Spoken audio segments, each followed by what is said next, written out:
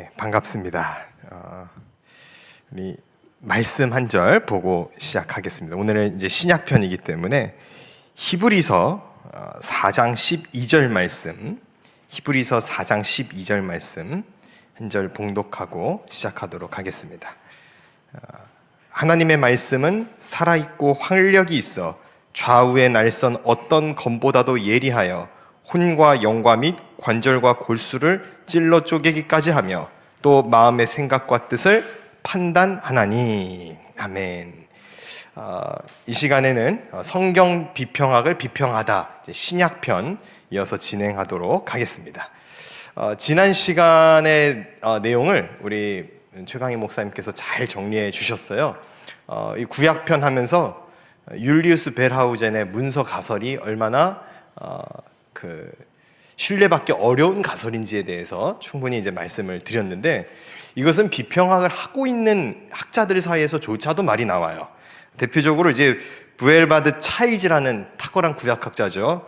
성경 신학의 위기라는 책에서 비평학에는 순수한 기쁨이나 자발적 경배의 표현이 없다. 비평학을 하고 있는 학자도 그렇게 고백을 해요. 그러니까 비평학을 하면 마음의 기쁨이 사라지고 성경 믿는 믿음에 대해 의심이 가고 하나님의 말씀을 결국은 대적하는 자리에 올라서게 됩니다. 그래서 제가 그런 부분들에 대한 이야기를 이제 예를 들어서 많이 설명을 드렸는데, 교회에 전화 한 통이 왔어요.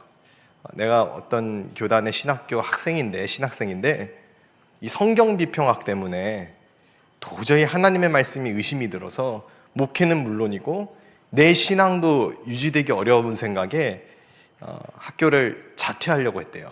그런데 이제 우연치 않게 성수협 강의를 통해 듣고 신학교 교수랑 맞서 싸워야겠다라는 그런 생각을 하게 되었다고 합니다. 그래서 좋은 간증의 이야기를 들었는데, 제가 이 말씀을 드리는 이유가 뭐냐면, 신학이라는 것은요, 제가 거듭 변증학에서도 많이 말씀드리는 건데 신앙을 설명하는 도구가 되어야 됩니다. 신학과 신앙은 다르다. 이 말은 사단이 만들어내는 거짓말이에요. 신학은 나의 신앙을 설명하는 도구가 되어야 되는데 자꾸 신학교에서 교수들이 신학과 신앙은 다르기 때문에 여기서 배운 이 신학 공부를 교회 강단에서는 하지 말래요. 그 하지 말라는 이유가 뭔지 아세요? 그게 이 교수님 통해서 이거 배웠어야 하면은 교단 신학교에서 더 이상 가르칠 수 없기 때문에 그렇게 말하는 거예요. 이런 신학과 신앙은 절대 달라서는 안 됩니다. 신학은 반드시 나의 신앙을 설명할 수 있는 도구가 되어야 돼요. 이 자유주의 신학자들의 근본주의적 태도가 있어요. 자유주의 신학자들의 근본주의적 태도가 뭐냐면 자신들이 주장하고 있는 자유주의 신학의 내용만이 절대적 진리예요. 그러니까 성경 비평이 이들에게 있어서는 성경이에요. 그러니까 성경 비평을 비평한다라고 하니까 자신들의 성경이 마치 침해받는 것처럼, 우리가 예수님의 그 존귀하신 이름이 모욕당하면 화가 나는 것처럼 그들이 화를 내요.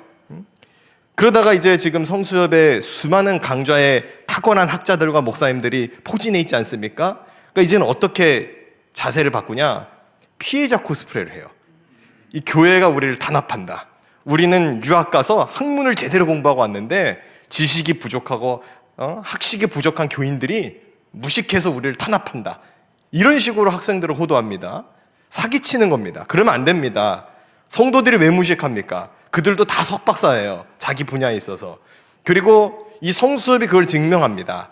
앞서 탁월한 학자들이 성경 비평학 잘못됐다고 다 강의해놨어요. 다 이미 강의가 있습니다. 저만 그런 얘기하는 게 아니잖아요. 그럼 회개하고 돌이켜야지. 왜 우리가 피해받는다? 자기네들 때문에 피해받아서 정신과 약 먹고 있는 그런 신학생들은 뭐가 됩니까? 성경 비평학 때문에 말씀의 진리를 믿지 못해서 교회로부터 멀어지고 있는 성도들은 뭐가 돼요? 그들의 아픔과 피눈물을 생각하면 도저히 이 자유주의 신학자들의 만행에 대해서 용납할 수가 없는 거예요. 학술적인 이야기랑 강의 자리에서 사실은 인격적인 모욕이 되거나 좀 강도 높은 어휘를 사용하는 것은 적절치가 않습니다. 그런데 제 마음 가운데 좀 분이 일어났어요. 이게 지난 강의가 사실은 인트로거든요. 오늘이 이제 본격적인 건데 그 인트로만 갖고도 화가 난다고 항의 전화를 하고 교회로 이상한 댓글을 달고 그러는 시대의 악인들이 이제 곳곳에 있다고 하는데 이제 그럼 꼼짝없이 한번 두들겨 맞는 시간을 가져보도록 하겠습니다. 자, 우리 성경 미평을 비평하다 신약편인데 오늘의 이제 주제는 Q의 허구와 성경의 진실성 탐구입니다. 지난주는 이 JDP 문서 가설이 허구라고 말씀을 드렸죠. 여러분 신약에서는 Q 자료, 그러니까 예수의 어록이라고 하는 것을 가설로 내세우고 있는데 이것은 대단히 큰 허구입니다. 왜냐? 성경 비평학에서 말하고 있는 Q 자료는 존재하지가 않습니다. 만약 이 Q 자료의 예수의 어록에 대한 고고학적 사본이라든가 그 자료 그 쪼가리라도 하나 갖고 오면 인정하겠어요. 하나도 없습니다. 가설을 세워놓고 Q라는 예수의 어록을 근거로 이 비평학적을 이 시도를 한 거예요. 성경 못 믿게 하려고. 그 중심에 서 있는 인물을 저는 한 명 소개를 하려고 합니다. 바로 루돌프 불트만입니다. 이 불트만은 시대의 악인이라고 여러분 이해하시면 돼요. 제가 선전선동 날조를 하는 것이 아니고 이 불트만의 신학 사조 때문에 이 불트만의 이 악령에 씌어서 이 불트만의 망령에서 깨어나지 못하고 있는 성경 비평학 신약학자들이 지금 신학교 강단을 오염시켜 놓았어요. 자, 뭐라고 주장하느냐? 불트만 이렇게 말합니다. 사실이 아니어도 믿을 수 있어야 진짜 믿음이다. 성경이 신화적 사실이 아니어도 케르그마적 비신화를 통해 여전히 신앙은 존속할 수 있다. 여러분 말이 어렵잖아요. 케르그마 나오고 뭐 비신화 나오고 쉽게 설명해 드릴게요. 예를 들면 이런 겁니다. 예수님께서 보리떡 5개 물고기 2마리로 5,000명을 먹이셨다라는 그 기적을 못 믿는 거예요. 역사적 실제 사실로 못 믿는 거예요. 왜요? 과학적으로 설명되지 않잖아요. 그게. 그러니까 뭐라고 주장합니까? 예수님의 그 신적 가르침에 놀라서 백성들이 그 군중들이 가지고 있었던 사실 숨겨놓고 꿍쳐놨던 도시락을 꺼내 먹은 거라는 거예요. 여러분 상식적으로 생각해 보세요. 그 보리떡 5개 물고기 2마리로 5,000명을 먹이신 기적이 놀라운 겁니까? 아니면 수많은 군중이 메뉴를 보리떡과 물고기로 맞춰온 게 놀라운 일입니까? 메뉴의 통일성이 더 놀라워요, 사실. 그러니까 이 예수 그리스도의 기적을 부인하려고 더 큰 기적을 자꾸 갖다 쓰는 거예요. 이 불트만은 뭘 의미하는 거냐면 어떤 주장을 하는 거냐면 그게 실제 일어난 사실이 아니지만 예수님의 가르침 때문에 도시락 꺼내 먹었으니까 나름 교훈적 의미가 있지 않냐. 그러니까 이거를 비신화화해가지고 우리가 신앙적 의미를 되살리자라는 거거든요. 여러분 이거는 터무니없는 거짓말입니다. 자, 여러분 보리떡 5개 물고기 2마리로 5,000명 먹이신 기적을 못 믿는다는 것은 나머지 기적도 당연히 못 믿는 거죠. 부활 못 믿는 거죠. 그 그리스도의 재림 못 믿겠죠, 당연히. 그리고 뭘 믿는 겁니까, 도대체? 사실상 자유주의 신학과 그 맥을 같이 하고 있는 겁니다.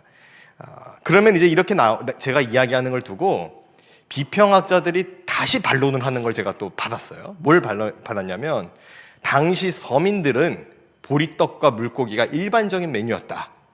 충분히 도시락 꺼내 먹을 수 있는 거 아니냐? 이것도 거짓말이에요. 왜요? 요한복음에 따르면 남자만 5천이거든요. 자, 예수님을 따르는 무리 중에 서민만 있었다. 가난한 자들만 있었다. 성경 안 읽은 거죠. 니고데모요, 아리마대 요셉이요, 삭개오요, 다 부자들이에요. 그러니까 예수님을 따르고 추종하는 자들 중에 가난하고 소외된 자들만 있었다라고 주장하는 것은 소위 말하는 해방신학의 영향을 받아서 성경을 곡해하고 왜곡하여 보려는 겁니다. 여러분 성경은요, 가난한 자와 소외된 자를 당연히 예수님 사랑하세요. 그들 편에 계세요. 그걸 부정하는 건 아닙니다. 그러나 동시에 부자도 천국 갈 수 있다고 말하는 게 성경이에요. 성경에 보니까 뭐 낙타가 바늘기 들어가는 것보다 더 어렵다는데요. 그 다음 구절 안 보셨나요? 사람으로서는 가능하지 않지만 하나님으로서는 다 하실 수 있느니라. 예? 여러분 그런 계급화적인 이념적인 생각으로 성경을 부자들의 책이 아니고 가난한 자의 책이다. 이거는 편협한 시선입니다. 절대 성경은 그렇게 말하고 있지 않아요. 자, 루드프 불트만의 저 주장에 대해서 벗어나야 된다라고 제가 계속 말씀드리는 이유는 뭐냐면, 저 불트만 신학에 딱 걸쳐져 있으면 절대로 성경 비평학의 망령에서부터 깨어나질 못해요. 그러니까 이 신약학에서 성경 비평을 벗어나기 위해서는 반드시 저 불트만이라는 학자를 넘어가야 되는데, 사실 넘을 수 있습니다. 자, 우리 도널드 내시라는 이제 초대교회의 역사에 대한 걸 다루고 있는 학자죠. 초대교회는 뭐라고 말합니까? 사실이기 때문에 믿었다는 거예요. 여러분, 사실이 아닌 것을 믿는 것은 망상입니다. 루돌프 불트만의 비신화화는 망상병 환자들이 믿는 거예요. 발언이 과하다고 말하면 안 되는 게, 지금 성경 비평학을 접한 학생들이 정신과 약 먹잖아요. 사실입니다. 여러분, 이런 일을 지금 겪고 있는데 이게 마치 진리인 것처럼 주장을 해요. 초대교회는요, 예수의 십자가 그 사실과 부활의 사실에 근거하여 믿음을 가진 겁니다. 여러분, 존 메가더 목사님을 포함해서 많은 복음주의권 목사님들이 뭐라고 설교하느냐, 기독교는 이념과 철학이 아니다, 사건의 종교다. 프란시스 쉐퍼가 말하잖아요. 우리는 이념과 철학이 아니에요. 사건에 근거한 겁니다. 그리스도의 십자가와 부활이라는 사실에 근거하고 있어요. 그런데 마치 자기네들이 더 신앙이 좋은 것처럼, 비평학자들이 더 믿음이 좋은 것처럼 사실이 아니어도 믿을 수 있어야 진짜 믿음이다. 아닙니다. 우리 사실이기 때문에 믿는 겁니다. 다만 그 사실을 보지 않고 믿는 믿음이 있을 뿐이에요. 그들은 보고도 안 믿죠. 예수 부활의 역사성도 안 믿어요. 심지어 부활을 안 믿어요. 마이클 리코나라는 신약학자는 뭐라고 이야기하냐면, 예수 부활은 역사적 사실인 게 틀림없대요. 빈문엄도 증거지만 그 당시 박해자였던 사도 바울이 완벽하게 회심해요. 이거는 부활하신 그리스도를 만나지 않고서는 불가능한 일입니다. 그렇기 때문에 우리는 성경의 이 기록에 대해서, 특별히 그리스도의 역사적 기록에 대해서 사실로서 믿는 신앙이 결코 맹목적이거나 잘못된 신앙이 아니에요. 지난주에도 말씀드렸다시피 성경은 많은 사본을 갖고 있습니다. 그럼 그 사본에 오류가 없는 사본이 무엇인가요? 그런 터무니없는 질문을. 여러분, 그럼 헤로도토스의 사본 중에 오류가 없는 사본은 뭔데요? 역으로 그렇게 질문할 수 있단 말이에요. 여러분, 사본의 개수가 많다는 건 뭘 의미하는 거냐? 그만큼 역사적 신뢰성이 높다는 거예요. 그러니까 고고학적 증빙 자료로서의 그 학문성이 보장되었다라는 겁니다. 그러니까 학술적으로도 성경을 사실로서 믿는 것이 굉장히 합당하고 지혜로운 선택인 거예요. 학술적으로도. 왜요? 많은 고고학적 자료와 근거와 그리고 역사적 사료들을 갖고 있기 때문에. 그런데 Q라는 거는 역사적 사료가 없습니다. 자, 계속해서 볼게요. 제가 왜 Q를 상상의 산물이라고 말을 하냐? 이 예수의 어록이라는 거를 만약에 가설을 두고 생각을 하게 되면 어떤 주장을 하게 되냐면 마가 우선서를 따르게 됩니다. 물론 복음주의 신학자들 중에서도 마가 우선서를 Q자료라는 가설을 세우지 않고 따르는 학자들이 다수 있어요. 그렇기 때문에 마가 우선서를 따른다고 해서 자유주의 신학자다라고 욕할 수는 없어요. 자, 그런데 Q라는 거를 근거로 해서 마가 우선서를 주장하는 사람은 자유주의 신학자가 확실합니다. 이건 피하식별로 여러분들이 가지고 가야 돼요. 왜 그러냐? Q라는 가설, 예수의 어록, 있지도 않은 거를 이걸 가설로 세워놓고 따지고 보니까 마가우선서를 먼저 이야기를 하게 됩니다. 그리고 마가복음과 Q 자료라는 걸 이거를 이제 근거해서 마태복음과 누가복음이 쓰였다는 거예요. 자, 이렇게 말하니까 마태에만 기록된 자료와 누가에만 기록된 자료가 있어요. 이거를 Q가 설명을 못 하잖아요. 왜요? 마가에는 없으니까 그게 또. 그래서 마태만이 쓰는 자료 M 자료가 따로 있고 누가만 쓰는 L 자료가 따로 있다는 거예요. 그러니까 가설을 하나 세우니까 여러분 거짓말은 한 번 하면 늘어나는 거 아세요? 그 거짓말을 덮기 위해 그게 바로 신약의 성경 비평학이에요. 거짓말을 하니까 거짓말이 늘어나요. M 자료 만들어내고 L 자료 만들어내고 저거 다 없습니다, 여러분. 자, 가장 심각한 문제가 뭔지를 이제 설명을 드릴게요. 이 비평학은 자기네들끼리 모순이 있어요. 제가 지난주에 말씀드렸다시피 공시적 비평과 통시적 비평이 사실 서로 싸워야 되거든요. 퀴어 비평하는 사람과 이 성서 비평하는 사람, 이 역사 비평하는 사람들은 싸워야 돼요, 원래. 근데 희한하게 안 싸우고 있어요. 둘이 좀 싸웠으면 좋겠어요. 왜? 비평 방법이 다르잖아요. 자, 그런데 보세요. 양식 비평, 자료 비평, 둘 다 역사 비평이 있는데 이거는 모순 가운데 있어요. 성경 비평학자들 이거 극복 못합니다. 설명을 드릴게요. 양식 비평에서는 큐에서 각각의 자료를 선택해내서 마태와 누가의 양식을 만들었다고 주장합니다. 자, 자료 비평에서는 마태복음과 누가복음의 저자가 마가복음과 큐를 베꼈다고 주장해요. 이게 서로 모순이 된다는 거예요. 완벽한 모순이에요. 하나만 취해야 돼요. 만약 양식 비평과 자료 비평 가운데 모순이 없이 둘 다 맞아 떨어지려면 마가복음의 비슷한 이야기의 단위가 각 장마다 2개에서 3개 내지는 들어가 있어야 됩니다. 근데 이를 증명할 수 있는 방법을 갖고 있는 성경 비평학자를 단 한 명도 본 적이 없습니다. 학문적 일관성을 위해서라도 양식 비평이라든가 자료 비평 중에 한 가지 방법은 반드시 버려야 돼요. 그러니까 자기네들끼리 싸워야 돼요, 원래는. 복음서 간에 그러면은 이야기의 차이에 대해서 많은 이제 신학도들이 헷갈려 하거든요. 자유주의 신학교에서는 이렇게 나와요. 여러분, 마태복음에서는 동방박사가 나왔습니다. 누가복음에서는 목자가 나왔어요. 어떻게 이렇게 다릅니까? 둘 중 하나는 틀렸다는 뜻 아닙니까? 이렇게 나와요. 성경 못 믿게 만들려고. 여러분, 둘 중 하나는 틀린 게 아니고요. 둘 다 온 거예요. 둘 다 봤을 수도 있고, 또 하나는 어떤 복음주의 학자들도 2가지 견해가 나뉘는데 케네스 베일리라는 학자는 뭐라고 이야기하냐면은 둘 다 온 거라고 생각은 안 해요, 이 학자는. 다만 전승 자료의 차이가 아니고 신학적 차이다. 그러니까 누군가 오긴 왔는데 그거를 마태는 동방박사로 해석을 한 거고 누가는 목자라고 본 거라는 거죠. 여러분, 이거에 대해서 그렇게 어려운 이해가 아니거든요. 현대적으로 예를 들어볼게요. 그 같은 사안이 있어요. 좀 민감할 수 있는 얘기지만 예니까 북한에서 미사일을 쐈어요. 그러면 한겨레 신문과 동아일보 신문에서 그 기사를 다루는데 한쪽에서 동일한 사건을 다루는데 내용이 달라요. 이게 왜 다를까요? 관점의 차이가 있기 때문에. 자, 마찬가지입니다. 예수 그리스도의 사건은 일어난 거예요. 그분의 동정녀 탄생은 틀림없는 역사적 사실입니다. 다만 그것을 진술해내고 표현하는 방식에 있어서 다를 수 있어요, 없어요? 다를 수 있죠. 자, 그러면 복음서가 단일 기자로만 있지 아니하고 마태, 마가, 누가, 요한이 있음으로써 어떻게 되는 겁니까? 예수 그리스도의 전기에 대한 이야기가 더욱더 풍성해지고 그 역사성에 대한 근거는 더욱 탄탄해지는 것이죠. 만약에 이 사복음서의 내용이 다 완벽하게 일치해서 동일하다고 한다면 그거야말로 조작의 의심 가능성을 받게 돼요. 근데 성경은 그렇게 이야기하지 않죠. 어떻게 말합니까? 예수님의 앞모습, 뒷모습, 좌우의 모습을 마치 동서남북의 4방향에서 바라보는 것처럼.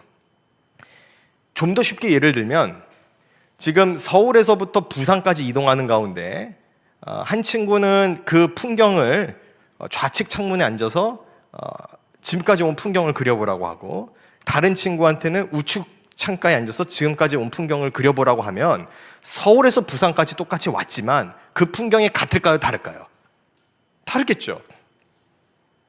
성경의 진실성이라는 게 바로 이런 겁니다. 근데 이런 걸 두고 비평학자들은 성경이 서로 다르니까 이거는 사실이 아닐 거야.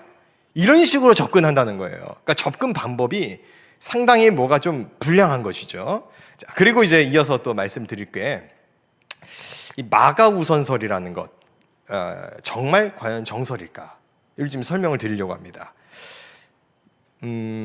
자, 여러분, 마태우선설이라는 견해도 있어요. 마태복음 8장과 마가복음 5장을 비교했을 때, 또 마태복음 26장과 마가복음 17장을 비교했을 때 마가복음의 진술이 훨씬 구체적입니다. 자, 그리고 또 하나, 마태복음 1장 1절과 마가복음 1장 1절을 생각해 보세요. 마태복음 1장 1절은 아브라함의 자손, 다윗의 자손, 예수 그리스도의 계보라. 마가복음 1장 1절은 하나님의 아들 예수 그리스도 복음의 시작이라.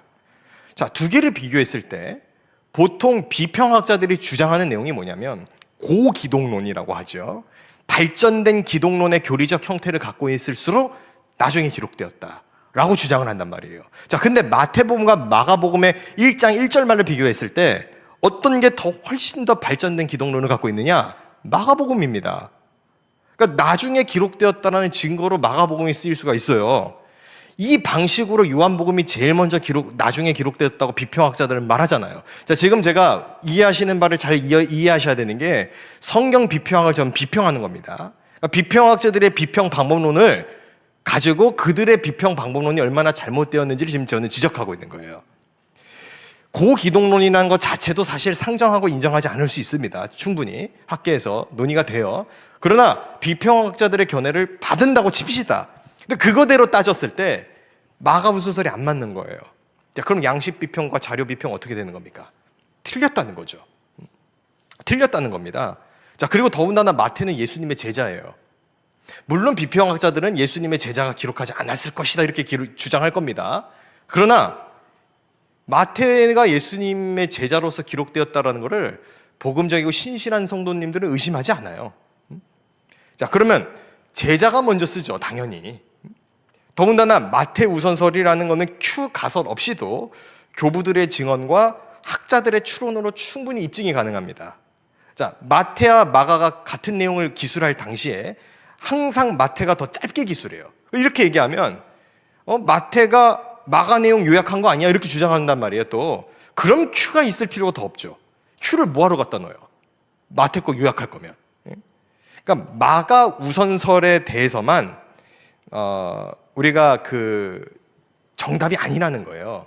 학계에는 그리스 바흐 가설이라는 게 있습니다. 이거는 마태 우선설을 주장하는 학자들의 내용인데, 물론 여러분 신약 학계에서 마가 우선설이 압도적 지지를 받는 것은 사실이에요.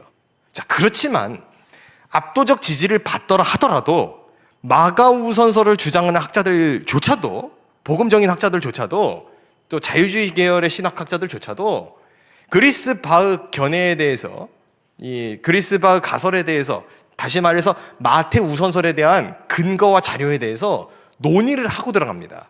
자, 지금부터 제가 드리는 말씀은 어떤 내용이냐면, 한국의 성경 비평학을 주장하는 학자들은 공정하지 않아요. 자, 여러분, 비평학을 주장하더라도 나는 비평학 주장해, 난 자유주의 신학자야, 그런데 복음주의에선 이렇게 가르쳐 라고 균형 있게 가르쳐야 되는 겁니다. 학문이라면은. 왜요? 학자들은 균형이 있어야 돼, 다양한 학술의 이론을 배워야 돼 라고 주장하거든요. 근데 자유주의 신학자들은 근본주의적 태도를 갖고 있어요. 근본주의적 태도. 내 것만 옳다는 거예요. 이런 근본주의적 태도를 가지려면 그게 신앙이어야만 가능합니다. 신앙적인 걸로, 가치로, 신념으로 믿을 때만 그런 태도를 지닐 수 있어요. 그러니까 우리가 성수협에서 성경을 1.1획도 틀리면 하나님의 말씀으로서 전제하고 믿겠다는 태도를 갖는 건 문제되지 않아요. 왜? 우리는 그런 정체성으로 출발했으니까. 자, 그런데 자유주의 신학자들이 늘 말하는 게 뭡니까? 학문의 자율성이에요. 학문의 자율성 속에서 왜 자유주의 1색으로만 이야기하냐 이거예요. 왜 마가우선설만 정답인 것처럼 가르치냐 이거예요.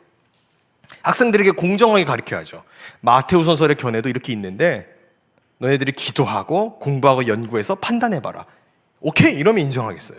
근데 지금 현대 자유주의 신학교에서 그렇게 가르치는 학교가 없습니다. 제가 다 청강 가봤어요. 괜히 하는 소리가 아니에요. 국내에 있는 신학교에 거의 내놓으라 하는 신학교 다 청강 다녀보고 지금 드리는 말씀이에요. 그렇게 안 가르치더라고요. 설명 없어요. 그냥 복음서 중에 제일 먼저 기록된 건 마가복음이에요. 답안지에 그렇게 쓰세요. 이거예요. 그 학문적 폭력이죠.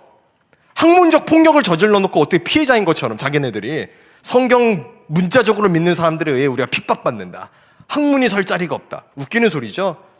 학문을 제대로 하지 않았잖아요. 지금 자유주의 신학자들이 지금 공격받으면서 기분 나빠하는 포인트가 바로 그 부분이에요. 이들은 사람의 영혼을 회심시키지도 못하고 교회 부흥에도 이바지하지 못해요. 말씀에도 능력이 없어요. 그래서 유일하게 자기네들이 가지고 가는 장점으로 밀어붙이는 게 학문성이거든요. 근데 그 학문성이 없다라는 걸 제가 폭로하니까 그게 그렇게 기분이 나쁜가 봐요. 정직해지자고요. 그 학문 아니잖아요. 응? 하나만이 주장이라고 올곧게 주장하는 건 학문 아니라면서요. 자유주의자들이 그렇게 주장하잖아요. 성경만이 문자적 진리라고 믿는 건 학문 아니야. 자기네들이 그렇게 주장했거든요. 비평학자들이. 그럼 똑같이 비평당해야죠. 비평학만이 진리라고 말하면 안 되는 거잖아요. 자, 그러면 여러분들이 신학생들이 이걸 보고 있는 신학도들은 얘기를 하세요. 신학교 교수님들께. 교수님, 성경만이 절대 무한 진리라고 믿는 게 폭력이라고 얘기했는데 왜 비평학만 맞다라고 주장하십니까? 그거 폭력 아닙니까? 여러분 얘기하셔야 됩니다. 왜요? 그건 학문적으로 정직하지 않은 거니까요. 저는 마가우선설의 견해가 있다라는 것을 충분히 인지해요. 그리고 그에 대한 견해들을 고려해야 된다고 생각합니다. 물론 저 개인적으로는 Q 자료에 대해서 인정하지 않기 때문에 저는 마테우선설에 더 많이 가 있어요. 그러나 학문이라는 것은 원래 이 서로 다른 견해라는 것이 주고받고 대화하고 토의가 일어나는 거잖아요. 그런데 자유주의 신학교에서는 그런 토의가 없다라는 거예요. 오히려 성수협에 있어요. 성수협에서. 성수협에서는 Q 자료를 이야기하는 분도 앞에 강의 중에 있어요. 계시긴 계세요. 복음주의 중에. 물론 저는 개인적으로는 그런 견해는 아니지만 오히려 학문적 다양성을 누가 갖고 갑니까? 복음주의자들이 갖고 가요. 지금. 이게 현실입니다.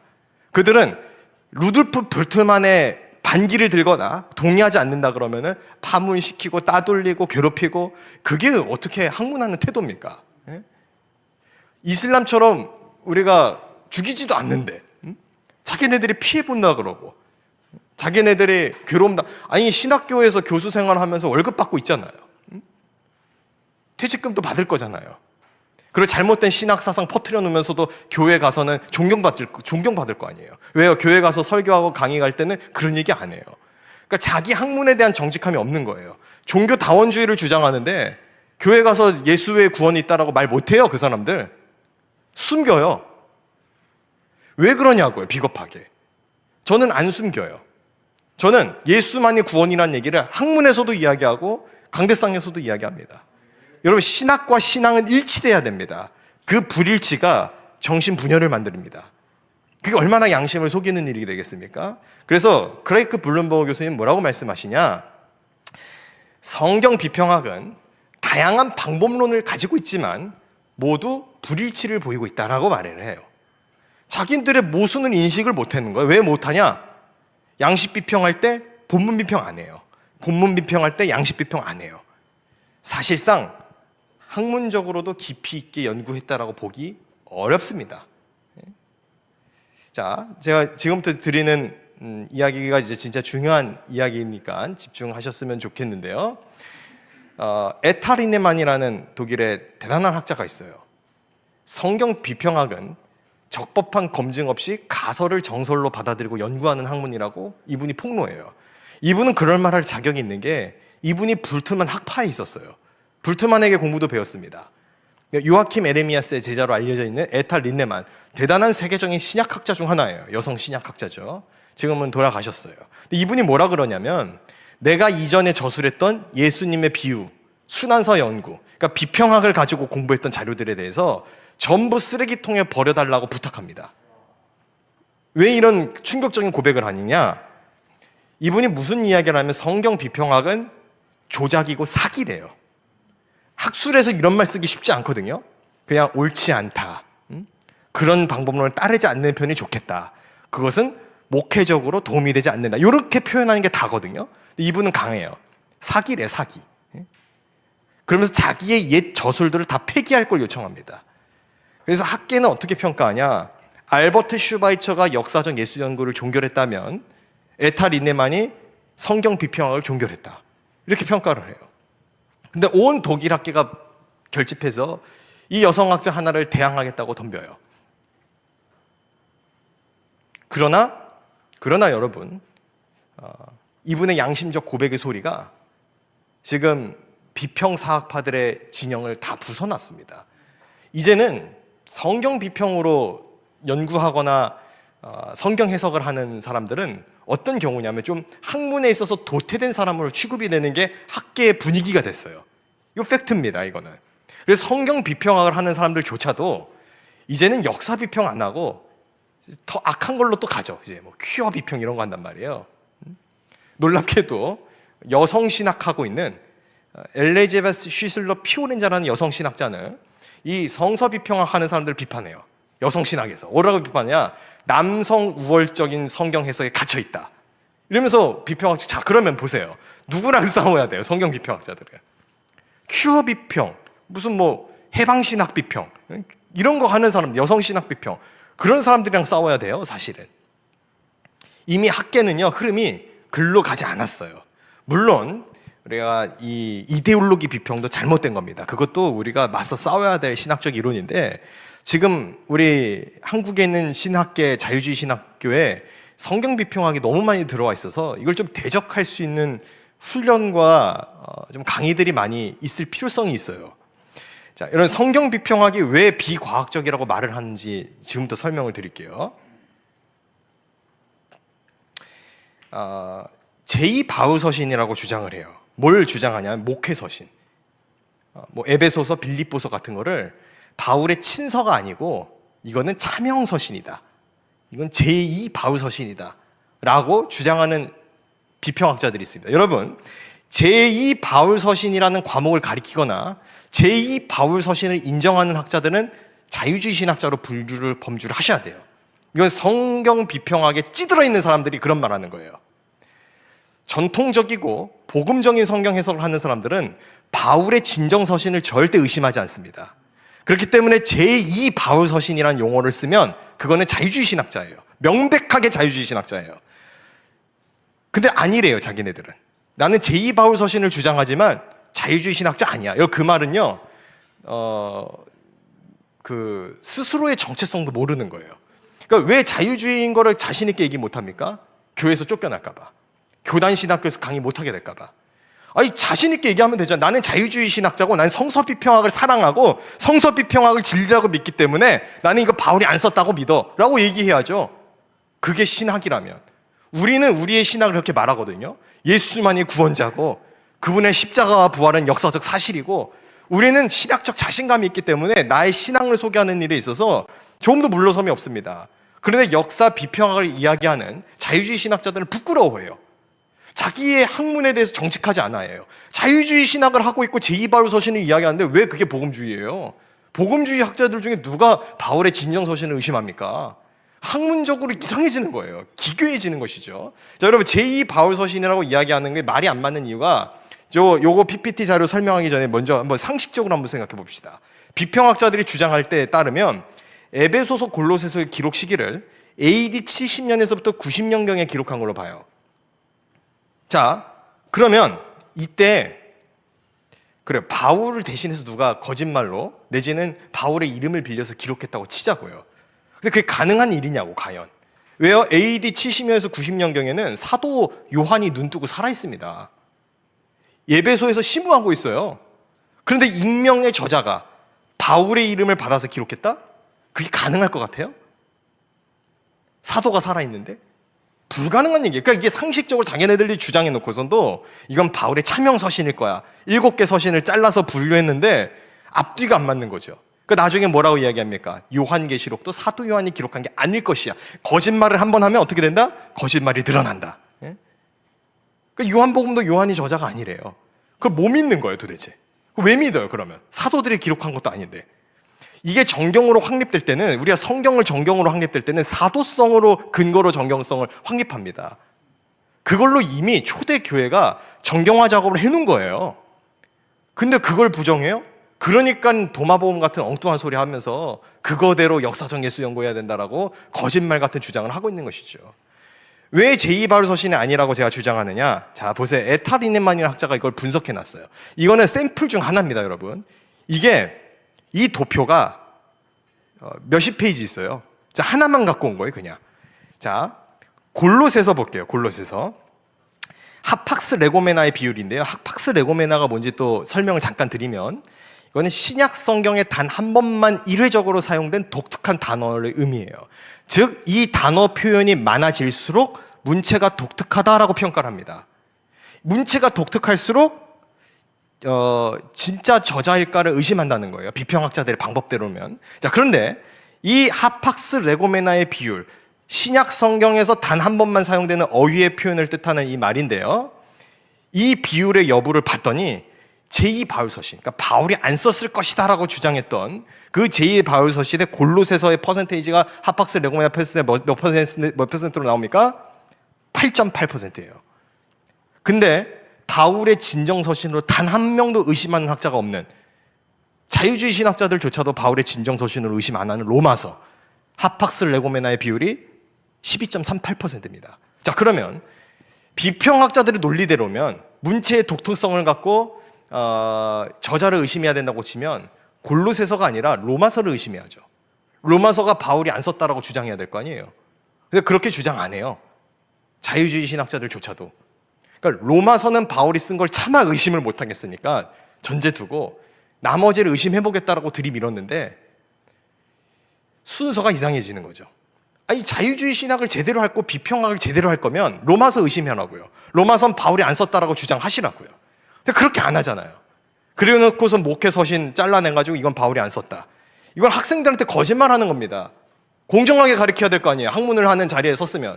학위 받고 학교 강대상에서, 그것도 교단 신학교에서 가르치면서, 교단 신학교가 아니고 동아리면 제가 이해를 하겠어요. 자기네들끼리 모여있는 자유주의 신학 학술회에서 얘기하는 거면은 우리도 그냥 콧방귀 키고 넘어갈 거예요. 그런데 왜 교단 신학교에서 그걸 가르칩니까? 왜 그걸 바울이 쓰지 않았다라고 이야기하면서 제2 바울 서신이라는 과목명으로 어떻게 세미나를 엽니까? 그 성도들이 한번 알아봐요. 신학교 부담금을 교회가 납부할 것 같으세요? 교회가 그 신학교가 존재할 수 있을 것 같냐고요. 제2 바울 서신이 뭔지 모르니까 성도님들이 설마 바울이 쓴 진정 서신을 의심하겠나? 사람들이 모르니까. 그러니까 이제 제2 바울 서신이라고 하니까 들키니까 말을 바꿔요. 차명 서신. 어쨌든 바울이 안 썼다고 주장하고 싶은 거 아니에요. 여러분, 바울이 썼다라고 성경에 나오는 건 바울이 쓴 겁니다. 어떻게 그렇게 주장합니까? 이렇게 또 따져요. 자, 데살로니가 전서. 이 비평학자들이 주장하는 게 데살로니가 전서가 신약 성경 중에 가장 먼저 쓰였다. 이것도 설명도 없어요. 외우래요. 그렇게 쓰래요. 아닙니다, 여러분. 갈라디아서가 AD 48년경에서 50년경에 먼저 기록되었다라는 주장이 있어요. 팽팽해요.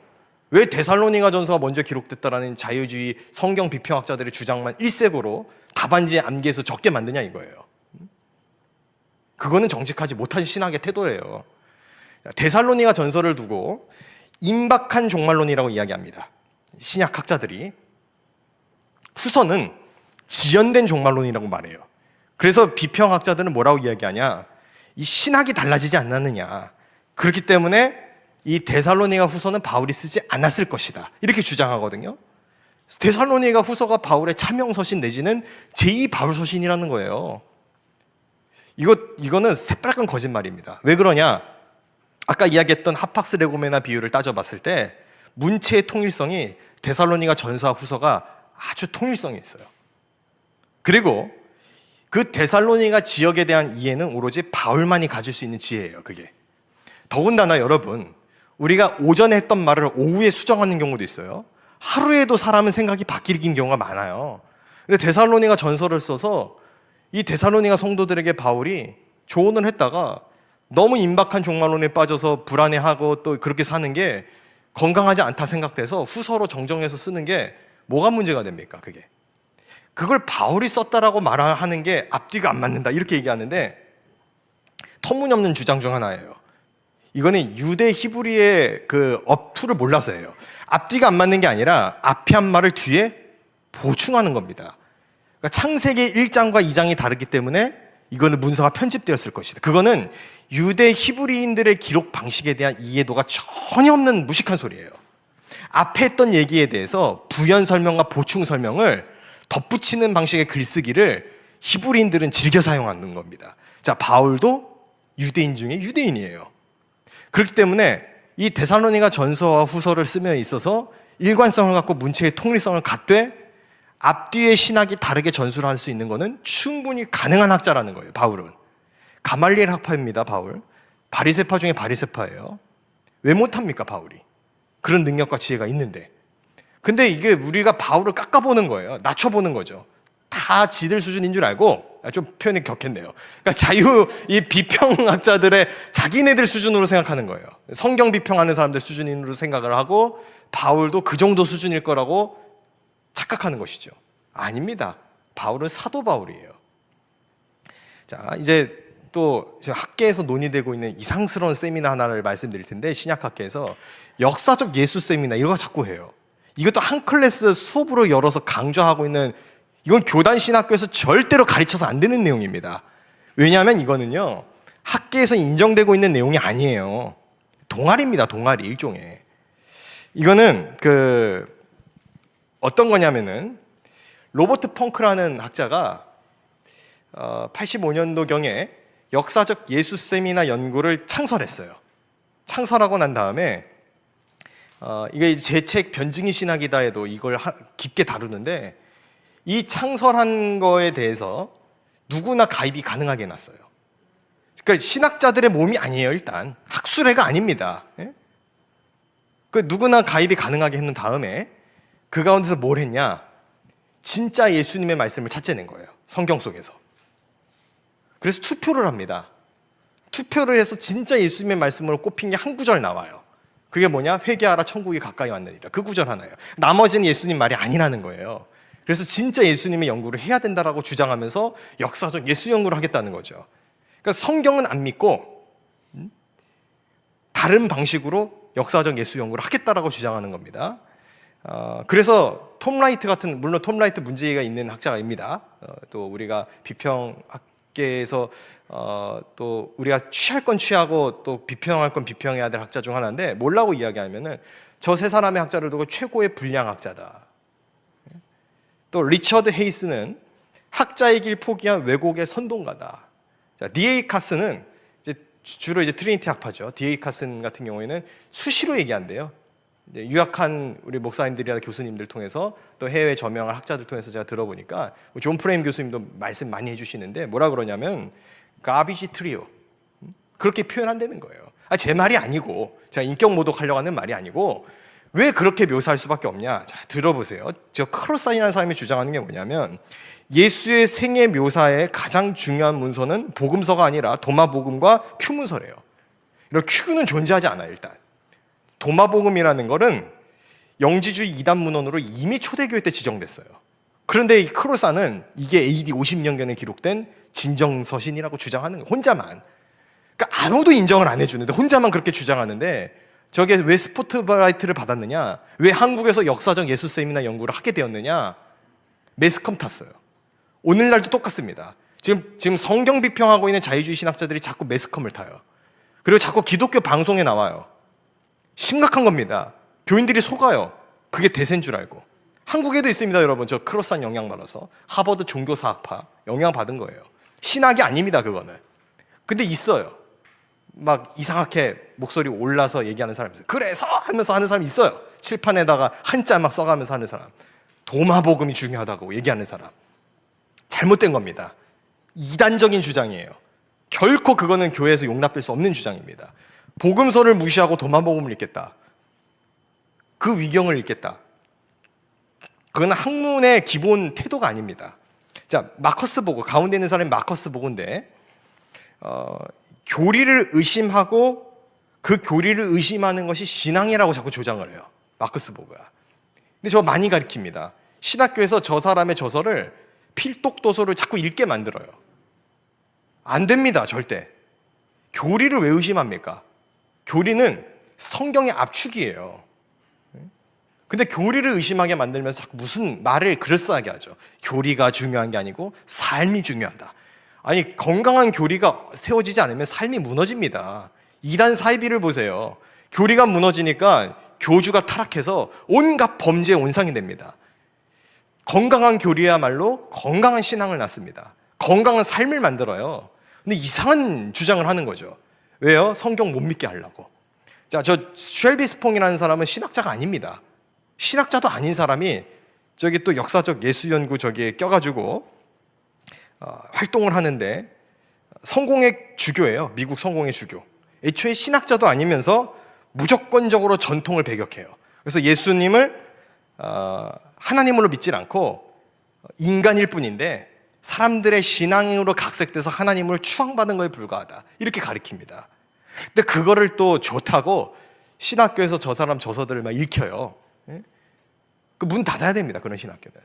교회를 살려내지 못하고 잘못된 그러니까 성경 비평학으로 시작이 되니까 나중에 어떻게까지 가는 겁니까? 역사적 예수 연구까지 가서 결국에는 그리스도의 모습을 성경에 기록된 모습으로 믿지 않게끔 그렇게 만드는 것이 지금 현재 자유주의 신학교에서 벌어지고 있는 현실이라는 거예요.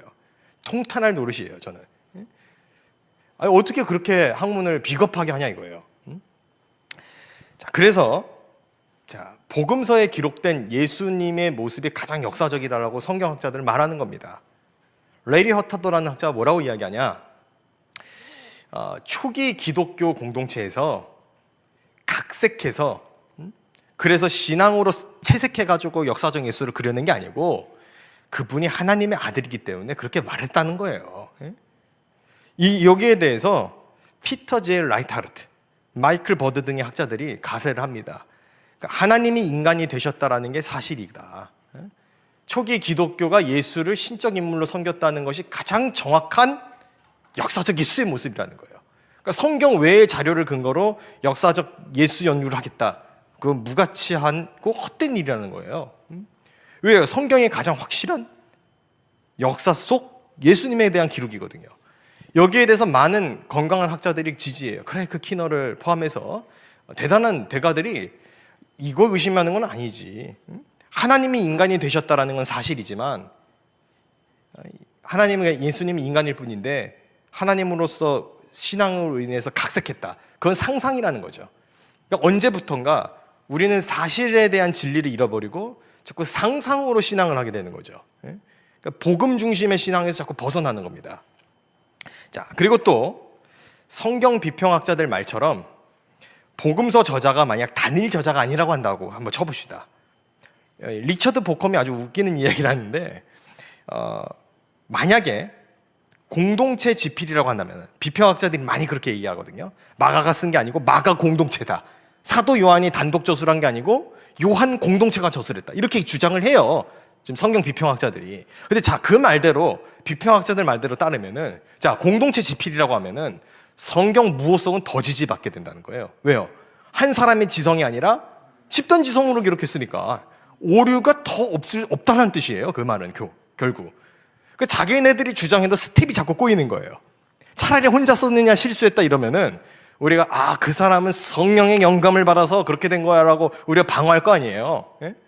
그런데 자기네들 스스로가 공동체 지필이야, 단일 저자 아니야 이렇게 주장을 했는데 리처드 보컴이 저런 얘기를 한 거예요. 잠깐만, 공동체가 지필했다면 그러면 더 오류성이 없지. 이런 얘기를 한다는 거죠. 비평학자들 어떻게 얘기할 건지 참 저는 그 대답이 의아스럽습니다. 자, 그래서 이제 성경 비평의 대안에 대해서 좀 말씀을 드릴게요. 자, 성경 비평을 대안하는 방법은 크게 저는 세 가지를 꼽습니다. 하나는 그냥 복음주의 해석으로 가는 거예요. 그러니까 문자적, 보편적인 문법적 연구에 충실한 주석을 하자는 거죠. 이렇게 하면 또 맹목적으로 믿는다 어쩌다 이러는데 좋아요. 그런 공격해도 좋은데 복음주의자들의 성경 해석해서 나온 설교보다 더 많은 영혼 구원하면은 오케이, 인정하겠다는 거예요. 로이드 존스와 스펄전의 설교의 해석이 저렇거든요. 그들보다 더 많은 영혼 구원해요? 자유주의 학자들이 많은 영혼 파기하기나 했죠. 영혼들로 하여금 성경으로부터 교회로부터 떠나가게 만들었죠. 근데 복음주의 성경에서 무식하고 근본주의적이고 그렇게 욕할 수 있을까요? 저는 그거 참 의아스러워요. 자, 두 번째, 성경 전체 서사 속에서 해석학의 가치를 찾는다. 이게 소위 말하는 포스트 리버럴리즘에서 하는 서사 비평으로 번역되어 있는데 요즘에 합동측 교단에서 많이 하고 있는 방법론 중 하나입니다. 물론 저 방법론도 비평학자들의 방법론이 오염되어 있는 여지들이 전 있다고 생각해서 완벽하게 동의하지는 않아요. 그러나 적어도 지금 일색으로 이야기하고 있는 성경 비평학자들의 이제는 루돌프 불트만의 망상은 깨어져야 돼요. 그 학계에서 받아들여지는 내용이 아닙니다. 자, 세 번째로 통시적 공시적 비평을 넘어서서 하나님 나의 구속의 드라마, 이게 이제 케빈 베누저라는 학자가 이야기하는 해석학이거든요. 하나님의 드라마 해서 그러니까 구속자적 해석을 하자는 거예요. 성경 어떤 본문에서든지 예수 그리스도의 십자가의 이야기를 찾자는 거죠. 이 얘기를 가장 싫어하는 게 바로 성경 비평학자들입니다. 구약은 구약으로만 봐야지 왜 구약에서 예수님 얘기를 자꾸 찾아? 라고 말하는 사람은 성경 비평학자예요. 그 사람 성경 비평학자입니다. 그러니까 여러분 피하 식별을 하시면 돼요. 논리가 너무 이렇게 첨예하고 무슨 내용이 이렇게 많아 헷갈리시면 이제 몇 가지만 적으세요. 제2 바울서신 얘기하면 자유주의 신학자, 성경 비평학자. 이거 예수님 얘기를 구약에서는 하지 말자라고 말하는 사람은 자유주의 신학자, 성경 비평학자. 그 정도만 체크가 돼도 많이 걸러집니다.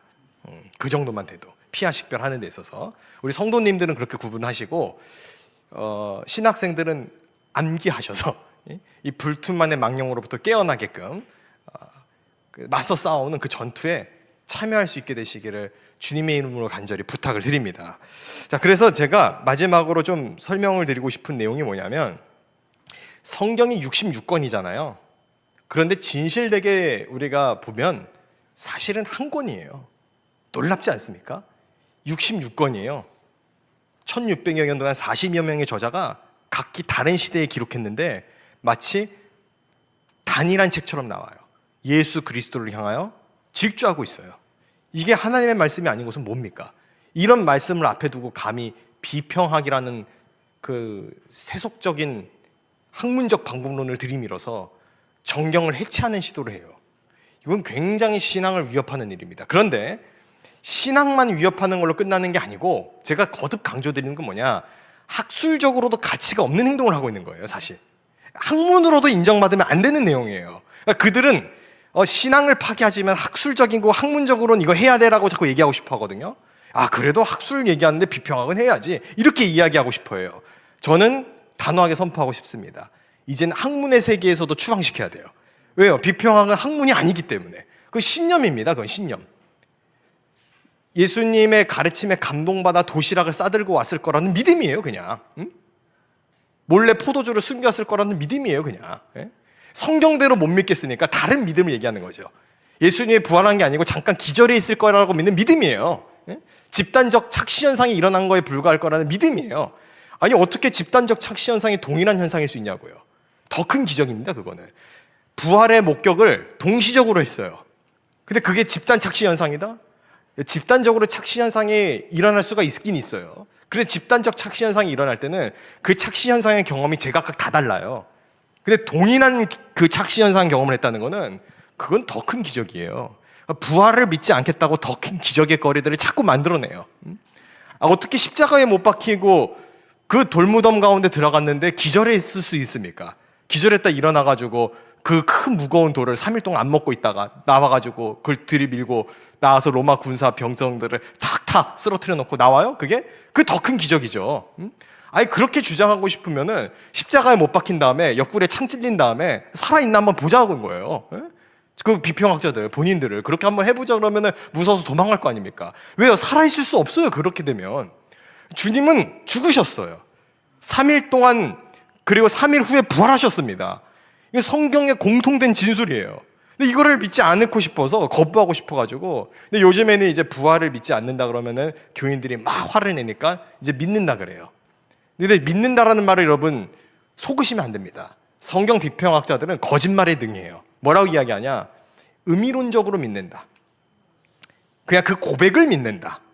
그러면서 역사적 사실로서 믿는 것은 조금 그거는 좀 학술을 하는 태도는 아닐 거야 라고 이야기를 해요. 자, 그렇게 따지면 이 성수협에 지금 56회 강좌에 오면서까지 참여했던 그런 수많은 학위를 가진 권위자들의 그 강연은 뭐가 되고 학자들은 뭐가 되는 건가요?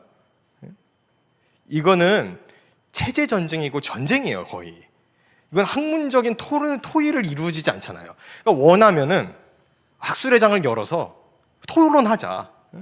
교인들도 모시고, 성도들이 이제 보면 놀라겠지만 모셔서 하자 그러면 안 할 거잖아요.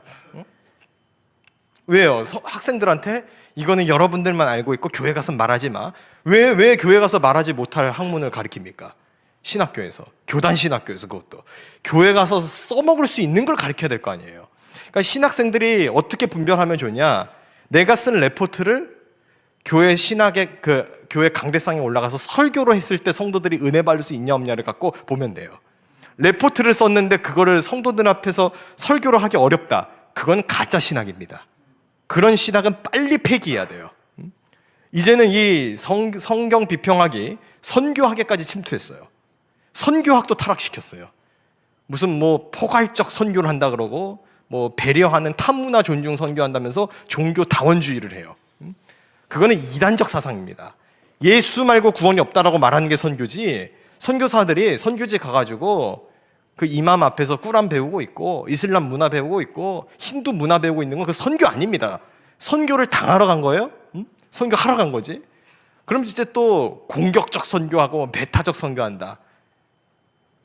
그럼 그 말씀 듣고 변화돼서 예수 믿는 사람들은요, 왜 자꾸 배타적 그렇게 우리를 프레임을 씌웁니까? 그거 잘못된 공격 아닙니까? 예수 믿어야 구원받습니다.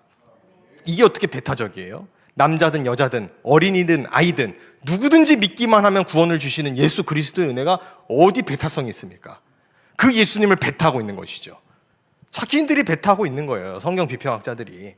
그러니까 여러분, 뭐가 중요하냐면은 그 비행기에서 불이 나요. 탈출구가 하나밖에 없어요. 여러분, 빨리 탈출하셔야 됩니다. 그래야 삽니다. 그걸 어떻게 친절하게 말합니까? 불이야, 나와, 이래야 될 거 아니에요. 긴급해요. 그런데 왜 배타적으로 친절하지 않게 말하냐요. 친절하게 말할까요? 저기 여기 입구가 하나밖에 없는데 다 불타고 있거든요. 좀 일어나셔서 나와주실 수 있으실까? 이러면은 긴박함이 있어요, 여러분. 그 예수 믿고 구원 받겠냐고요. 지금 시급함이 없는 거예요. 그러니까 영혼 사랑하지 않는 거예요. 그러니까 기독교 문화 홍보대사들이 돼가지고 그러니까 기독교 이미지가 좋게 만들어지기만 혈안되어 있고, 진짜 십자가의 진리에 대해서 뚜렷하게 전하려는 그 복음의 열정이 점점 사라진 거예요. 왜 그러냐? 바로 성경 비평학의 그 원인이 있다고 저는 분석합니다. 왜요? 이것 때문에, 비평학 때문에 성경의 절대적 권위로부터 멀어져요. 그러니까 비평학을 받아들이지 않고 잘 방어했어도 성경을 해치하는 연습을 하니까 그 잔존해서 남아있거든요. 그러니까 성경을 경건하게 대하지 않기 시작해요. 왜 성도님들이 교회 오는데 성경책 안 들고 옵니까? 아마 핸드폰에 다 있어요. 핸드폰 키는 순간 딴 거 보잖아요. 그래서 성경 비평학 하는 사람들은 그런 성도들에게 어떻게 가르침을 줄 수 있겠습니까? 하나님 말씀을 경외하지 않는 사람들에게. 자기도 경외하지 않고 못 믿는데.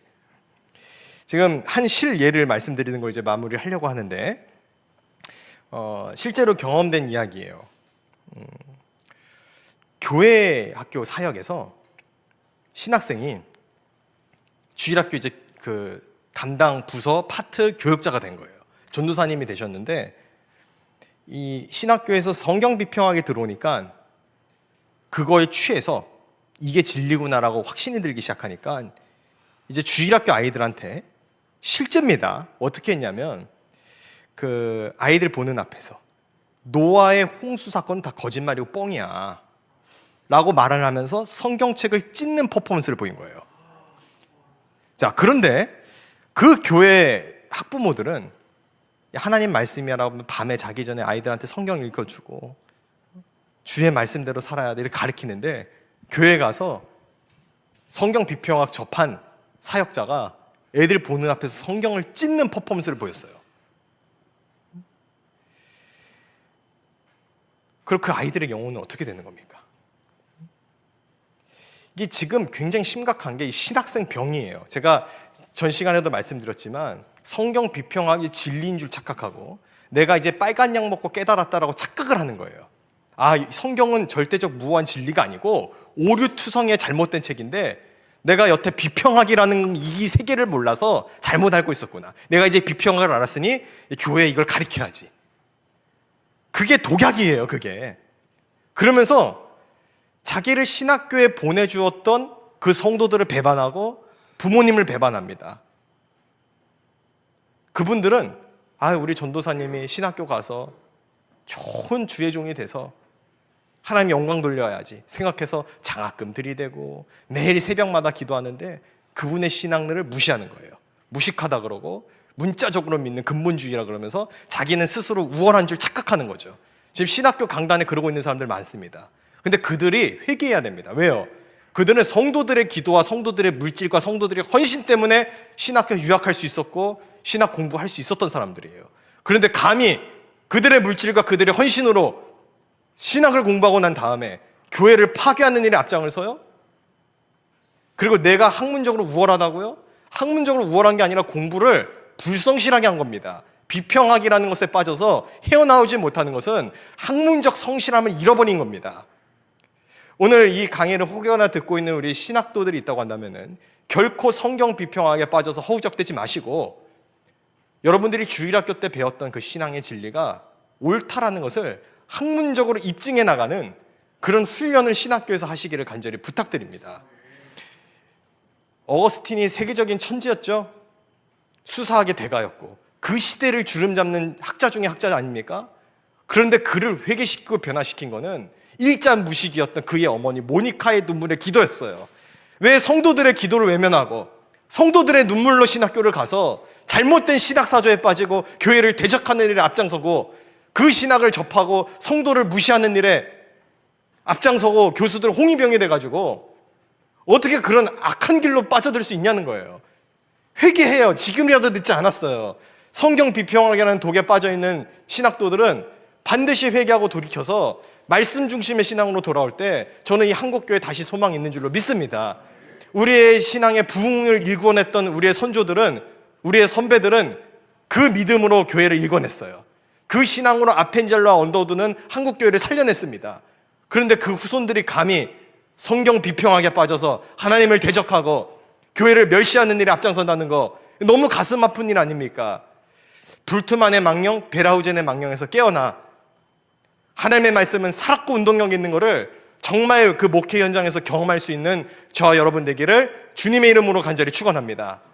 하나님의 말씀은 살았고 운동력이 있어 좌우의 날선 어떤 검보다도 예리해서 혼과 영과 및 관절과 골수까지도 찔러 쪼개는 말씀이라고 성경은 기록하고 있습니다.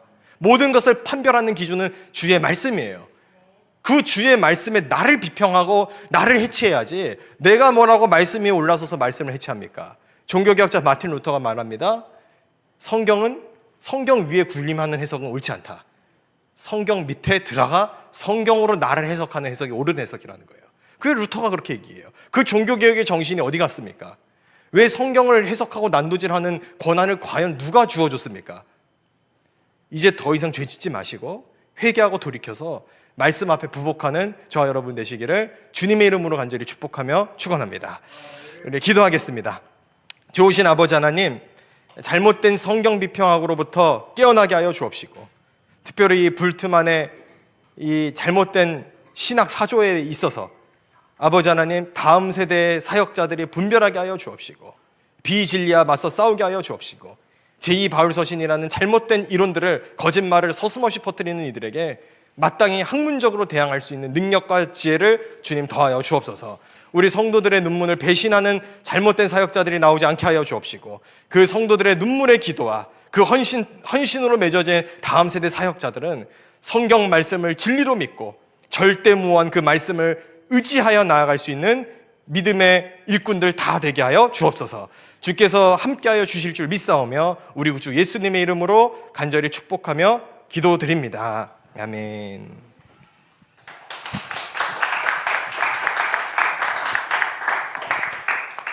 네, 우리 김요한 박사님 지난주 이어서 오늘 또 구약편, 신약편 성경 비평학을 비평하다.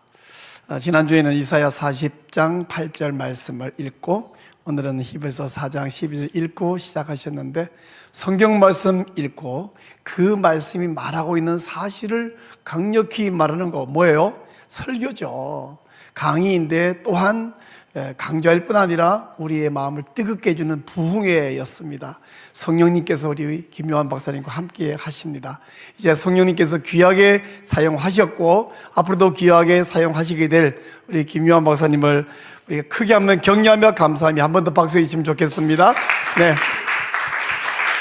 정말 감사합니다.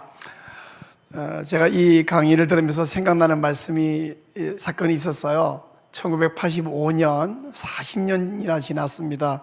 제가 대학을 다니다가 또 군대 갔다 와서 고등부 교사를 잠깐 하고 있었어요. 복학하기 전에. 근데 그 당시 공과책 이 다루고 있는 부분이 되면 이사야서였는데 거기에 평생 처음 듣는 깜짝 놀랄 말이 있는 거예요. 이사야서가 1 이사야서, 2 이사야서, 3 이사야서가 있다. 그래서 제가 너무 어이가 없어서 고등부 담당 전도사님에게 항의를 했습니다. 영남신학교를 다니던 전도사님인데 이런 거를 나 못 가르친다 그랬더니 아주 태연하게 에이 전도사님, 저는 아직 신학생인데 그분이 전도사님이라고 약간 업해서 불러줬는데, 전도사님 신학과 신앙은 다른 거잖아요, 이렇게 태연하게 말하는 거예요. 그런 게 어딨냐고 벌벌 뛰는데, 우리 김요한 박사님 강의를 좀 미리 들었으면 무슨 소리냐, 신학은 신앙을 설명하는 도구가 돼야지 어떻게 다룰 수가 있냐 이렇게 받아쳤어야 되는데, 그때 제가 그 준비가 안 되는데 우리 김요한 박사님이 귀한 말씀 해주셔서 굉장히 감사합니다. 큐 문서 큐라는 말이 독일어로 퀘레, 그 자료라는 뜻인데 그 없는 거잖아요. 그래서 없는 것을 근거로 이야기를 하고 있고, 불투만이 사실이 아니어도 믿을 수 있어야 진짜 믿음이다. 이게 무슨 망발입니까? 오히려 도널드 내시가 말한 사실이 아닌 것을 믿으면 망상이다.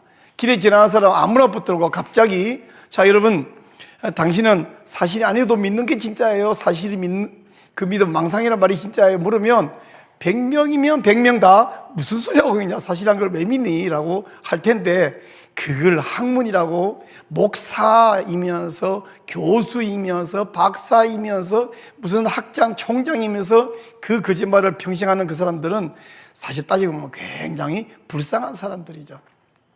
그 신학을 배운 전도사가 교회에서 성경절 찢는 퍼포먼스를 한 사람, 참 큰일 날 사람인데, 근데 이렇게 생각하면 어떡해요? 사실 그 사람은 정직한 사람이죠. 신학과 신앙이 다르다고 주장하는 사람이 제대로 된 사람이에요? 찢는 사람이 제대로 된 사람이에요? 찢는 그 사람이 진짜잖아. 자기 믿는 대로 행동하니까. 믿는 대로 행동 안 하거든. 이게 정신이 장난이죠. 예전에 들었던 이야기가 기억납니다.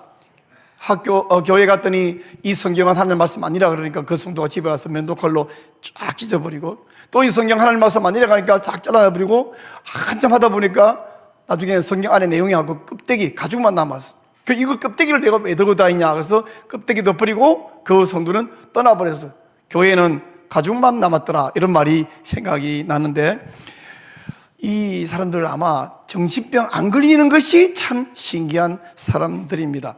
오늘 에타 린넨만처럼 자기가 그걸 믿을 때는 열심히 책도 쓰고 열심히 가르쳤다가 정신을 차리고 이게 전부 쓰레기입니다, 쓰레기통에 쳐넣으세요 라고 말하는 이런 사람들이 우리 감신, 한신 등등, 또 요즘 감신, 한신 말고도 이런 거짓말장이 사기꾼 학자가 자꾸 늘고 있다는데 굉장히 큰일입니다. 이성경 교수님 책에 의하면 전 세계 80%가 성경 비평가를 받아들이고 있다. 80% 이 학자들이. 제발 정신 차리고 돌아오는 사람이 좀 많아지기를 바랍니다. 어쩌면 오늘 이 강의를 듣고 있는 분들 가운데 평신도들은 아니 당연한 이야기를 왜 김요한 박사님 저렇게 핏대를 올리시나 이렇게 생각할 것 같은데, 그게 정상이죠. 너무 당연한 이야기인데 당연한 이야기를 안 당연하게 말하고 있으니까. 그래서 평신도들은 너무 당연한 이야기로 받아들이는 게 맞고요. 신학생들, 목사님들, 또 신학자들 가운데서 제발 정신 차리고, 오늘 여러분 평신도들이 이 강의 들으면서 너무 당연하다고 생각하시는 분들이 이 강의 링크를 본인이 알고 지내고 또 사랑하는 존경하는 교수들에게, 신학생들에게 링크 보내면서 이거 들어봐라, 그리고 정신 차리라, 만약 이 김요한 박사가 틀렸으면 와서 나한테 틀렸다고 한번 증명해봐라 하고 좀 보내주면 좋겠어요. 한번 싸움이 벌어지면 재밌겠죠. 왜냐하면 김요한 박사님이 지난주도 말씀드리고 오늘도 말씀드리고 이거 뭐라 대답할지 모르겠다 그런데 대답할 말 없을 거예요. 대답할 말이 없이 아마 인상 쓰고 소리는 지를 수 있겠지만 논리적으로 학적으로 대답은 할 수 없습니다. 우리 오늘 정말 귀한 말씀을 많이 해주셨는데, 근데요 이 사탄이 역사하면 맞는 말을 해도 안 믿어. 불신자에게 전도하는데 그 사람들이 왜 사람은 희한해도 맞는 말을 하면 당신 말이 맞다 이게 아니라 맞는 말을 하면 그래 네 잘났다고 화를 내요. 그래서 스데반에게 돌을 던져 쳐 죽인 거 아닙니까? 말이 막히니까. 그래서 중요한 것은 우리는 성수협에서 또 이 학생들을 향해서 바르게 잡고 신앙생활을 바로잡는 일이 필요해요. 이번에 여기 우리 이찬영 전사도 와 계시지만 바로잡는 일이 가장 확실한 방법 또 한 가지 알았는데, 바로 신학대학원 안에 동아리를 세우고 또 깨어있는 분, 또 잘못된 거짓 신학이라는 그 사기 때문에 의인의 심령이 사가고 있는 많은 올바르된 분들을 불러 모아서 군사를 만드는, 이게 정말 좋은 방법이다라는 생각을 해요. 돌멩이가 굴러다니면 돌멩이인데, 돌멩이를 모아서 시멘트로 바르면 벽이 되고 성이 되고 집이 되거든요. 우리 전사님이 정말 앞서서 이런 좋은 일 하고 계시는데, 자극을 받으셔서 신학대학원마다 이런 일이 왕성하게 벌어지기를 간절히 바랍니다. 그래서 바른 말을 한다고 깨닫는 것이 아니라 성령의 은혜가 필요하고 역사가 필요하기 때문에 이 시간 우리가 함께 기도하기를 원합니다. 이미 지난 구약편 강의도 조회수가 폭발적으로 늘어나고 있습니다. 오늘 또 이 강의 역시 조회수가 더 폭발적으로 10배가 아닌 100배로 폭발적으로 늘어나기를 원하면서 기도해 주시기를 바라고, 신학대학원마다 이런 동아리가 생겨나기를 바라고, 또 이 강의를 통해서 사실 꽤나 이름 있다 유명하다 하는 어떤 한 학자가 에타린네만 같은 사람이 생겨나면 그 영향력이 굉장히 파급력이 크거든요. 그래서 좀 무명한 분보다는 굉장히 유명하다 하는 분이 이런 강의를 통해서 회개하고 깨닫고 돌아오기를 간절히 바랍니다. 이를 위해서 우리가 함께 기도하기를 원합니다. 이 시간을 기도할 때에 하나님, 한 신학생 더 돌아오게 해 주옵소서, 한 신학자 한 명 더 돌아오게 해 주옵소서, 보다 유명한 신학자가 더 많이 돌아오게 해 주옵소서, 각 신학 대학원마다 성경 비평학을 비평하는 이런 바른 신학 동아리들이 생겨나게 해 주시옵소서. 그리고 우리 성수협 이 강좌가 오늘 김용환 박사님의 강의도 10배, 100배 조회수가 늘어나겠고, 이제까지 했던 56회 강의, 앞으로 할 모든 강의가 우리끼리 하고 끝나면 안 되고 한 명에게 더 전달되고 더 많이 돌아오고 더 많이 깨닫게 해 주옵소서. 우리 성수협을 통해서 대한민국을, 한국교회를 살리고 온 세계 80%가 성경 비평을 받을 있다고 하는데, 이 모든 잘못된 신학자들이 회개하고 돌아올 수 있게 주시옵소서. 우리 성수협 사역이 계속 펼쳐질 수 있도록 하나님이 은혜와 함께 해주시고 동행하여 주시기를 한번 주여 부르고 간절히 기도하기를 원합니다. 주여, 하나님 감사합니다.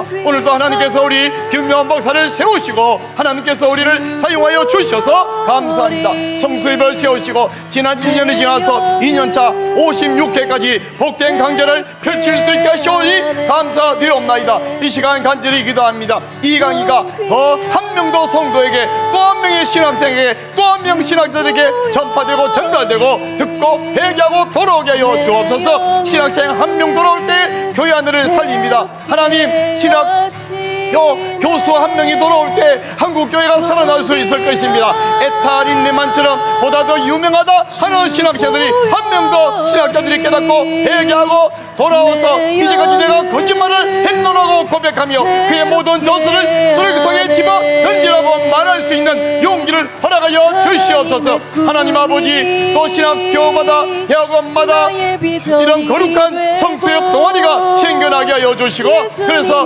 우리 의인의 심령이 상하고 있는 많은 신학생들을 불러 모아서 하나가 되고 저 거짓말하는 사탄의 도구들을 물리쳐낼 수 있는 날을 허락해 주시기를 주여 간절히 소원하고 기도합나이다. 하나님이여, 우리 한국교회를 살려내고 전 세계 교회를 살려내게 하여 주옵소서. 80%의 학자들이 성경 비평학을 받아들이고 있다니 참으로 안타깝습니다.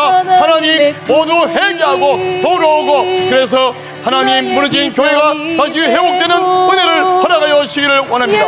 이제까지 성소협을 사랑하여 주시고 사용해 주셔서 감사합니다. 56세까지의 모든 강자들이 한 명 더 전달되고 한 명 더 회개할 수 있는 도구로 사용하여 주시고, 앞으로 이후에도 성소협을 복되게 사용해 주시기를 원합니다. 우리 성소협을 함께 섬기고 있는 조영길 장로님부터 함께하는 모든 운영단들과 스태프들 한 명 한 명에게 은혜와 지혜를 허락하시며 앞으로 와서 강의하게 될 모든 강사들에게 용기를 더하여 주시고 지혜와 능력을 더하여 주셔서 하나님 말씀이 생명이며 진리인 것을 용감하게 자신 있게 선포하여서 한국교회와 세계교회를 살려낼 수 있는 은혜를 주여 허락하여 주시고 주님 영광을 받으시고, 이때에도 하나님의 거룩하심과 하나님의 사심과 주의 능력을 이 땅에 나타내어 주셔서 하나님이여, 주님이 영광을 받아 주옵소서. 주여, 우리를 살려 주시옵소서.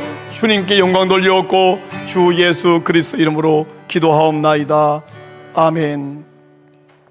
네, 감사합니다. 방금 부탁드리고 말씀드렸다시피 우리 성수협 강의가 한 명 더 이 강의를 접하고요, 듣고 깨어나야 됩니다. 한 번 접하면 아마 다른 강의도 계속해서 듣게 될 것이고, 또 다른 분에게 야 이거 한번 들어봐라 하고 전해주고 싶을 것입니다. 그래서 우리 성수협의 이 복된 강의 영상을 공유를 해 주셔야 되는데요, 여러분, 저는 이게 전도라고 확신합니다. 예수 십자가, 부활, 천국도 전도이지만 잘못된 성경을 허무는 사상에서 돌아오는, 이건 더 큰 전도라고 저는 믿어요. 여러분, 전도합시다. 어떻게 전도하냐면 가장 쉬운 방법이 있습니다. 첫째는 오늘 이 강의 영상을 다른 분에게 카톡방이나 통해서 링크로 전해주시는 것이 하나의 방법이고요, 좀 더 확실한 방법이 있습니다. 우리 성수협 이 영상을 내려받아서 여러분이 운영하고 있는 유튜브 채널에 올려서 공유해 주시는 것입니다.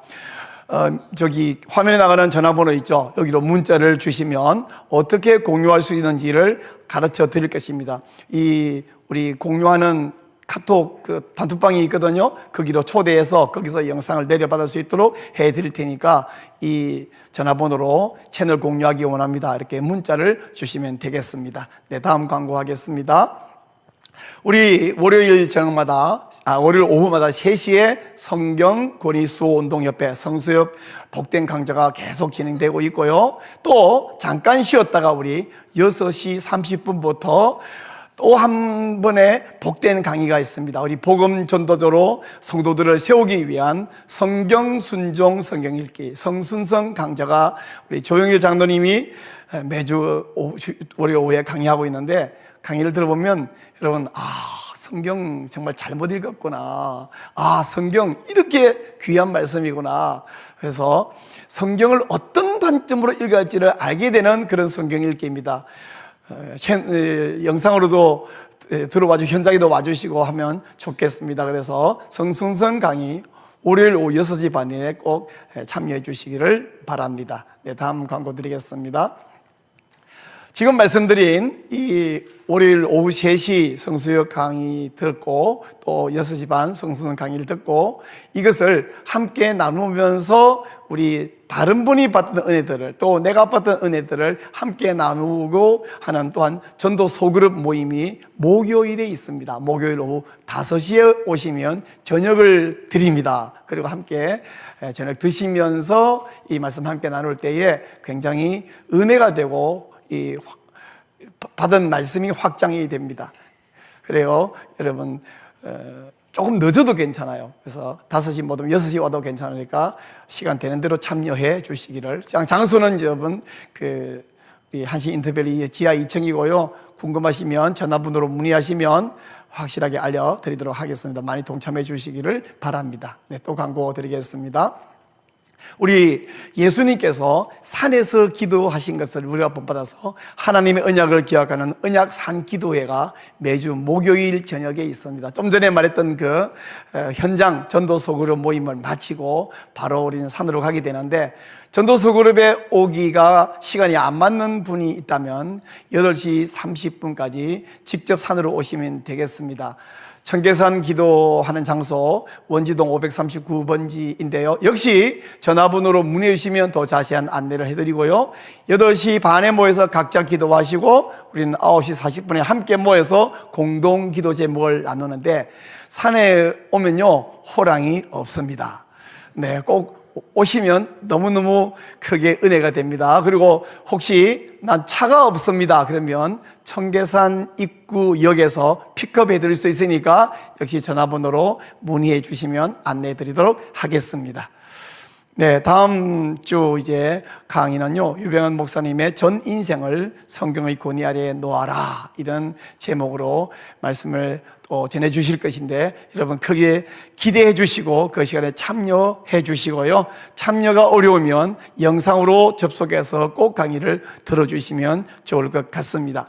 이제 오늘 강의를 뭐 말씀드리지 않아도 여러분이 공유를 하게 될 것 같고 이미 조회수도 많이 오르고 있습니다만은 그러나 사명감을 가지고 이 강의를 열심히 공유해 주시기를 한 번 더 부탁드립니다. 이제 다음 주 월요일, 아니 오늘 6시 반에 참여해 주시고요. 또 다음 주 월요일 3시에 여러분 만나 뵙도록 하겠습니다. 좀 긴 시간이었지만 시간이 언제 간지 모를 만큼 좋은 시간이셨죠?